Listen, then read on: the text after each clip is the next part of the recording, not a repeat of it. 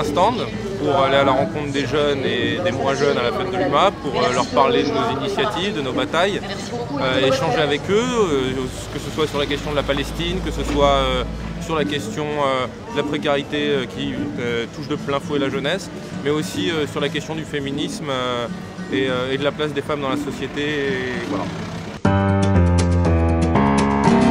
Alors dans le contexte politique, effectivement, après la fête, on aimerait bien que ça marque une rentrée offensive de la gauche alternative, du Parti communiste, du Front de gauche et du mouvement communiste dans son ensemble. On aimerait bien qu'il y ait un petit sursaut et que ça nous permette de lancer vraiment quelque chose. On a les élections régionales qui arrivent dans quelques mois, dans quelques semaines. On a aussi à préparer une rentrée politique très forte pour casser toutes les attaques et pour répondre à toutes les attaques que le gouvernement et le patronat, main dans la main, nous envoient dans la gueule.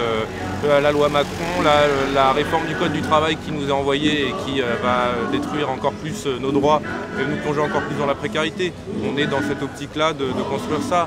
Et que ce soit aussi dans nos campagnes, qu'on ait un vrai changement. Aujourd'hui, les logiques guerrières de François Hollande et de son gouvernement à aller intervenir partout et sans après en assumer aucune conséquence, comme ça a été le cas en Libye, etc., comme c'est le cas au Mali, etc.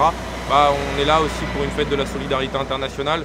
Et ce qui se passe au Kurdistan, ce qui se passe en Syrie, en Irak, ce qui se passe dans la Méditerranée, ce qui se passe en Palestine, on a besoin aussi, on a envie que ça change et que ça nous donne de l'espoir. C'est aussi ça la fête de l'UMA, ça nous permet de rebooster les batteries et de gagner de l'espoir.